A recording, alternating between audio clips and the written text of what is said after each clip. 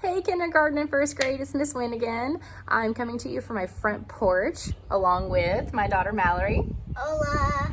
And we decided that we were going to do an outdoor engineering activity today that we wanted to share with you. So Mallory, what is our engineering activity called? Fairy forts. Very cool. Have you guys ever built a fort before? I know that Mallory and I have done forts before, but we decided to use materials from around our yard so we can actually make a fairy fort. Now, why a fairy fort? Because we didn't have enough materials to actually make a really big fort.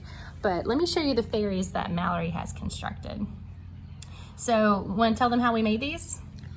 So I took a Lego person from upstairs and a baby LOL doll. You guys have probably heard of these. And me and my mom strapped leaves on them with rubber bands to look like wings. Very cool, right? He's wearing toy ones. Now, does it have to be these kinds of things? Like, does it have to be these toys in particular? Nope. No, it could be pretty much anything. And do they even have to have wings? No. When we talk about fairies, or when we're using the term fairy, we just mean like very, very small, very petite, okay? So we're gonna take a little tour of the fairy fort that we built because we want you to be inspired to build the same thing at your house. So let's take a look right here at what we have going on. Here's our fairy fort set up. So we have our fairy fort right here that we use some twine and some little sticks from around the yard to build. Now, what's this part right here, Mel? The campfire. How did you make the campfire?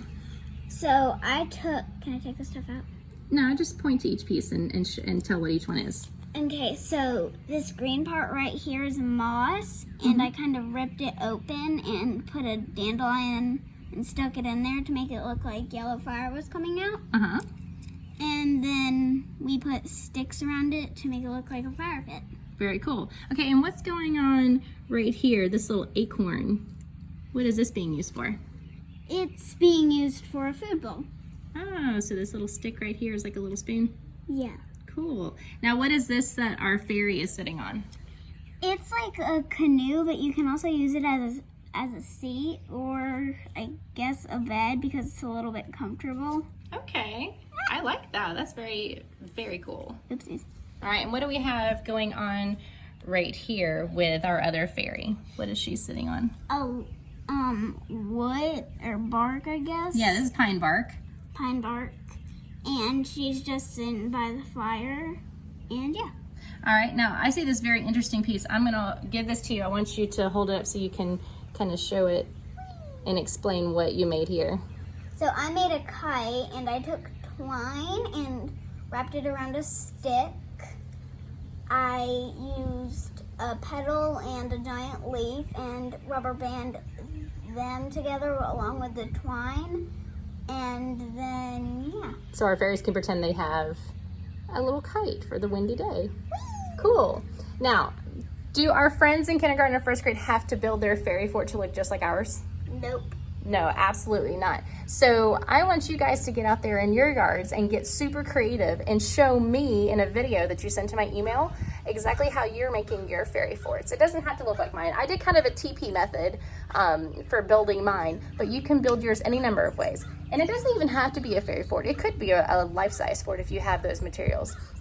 But in case you don't, like, I don't have the large sticks in my yard or the large branches in my yard to be able to make a large fort. We had the smaller ones. And when we're done with this, when we take it all apart, I'm gonna actually put this in my kindling bin that I have for my fireplace in my living room. But for now, Mallory and I, we're gonna play with our fairy fort. Adios, amigos. Thanks for watching, and don't forget to send me your videos or your photos of your fairy forts. My email is vwin@oconioschools.org. Bye, guys.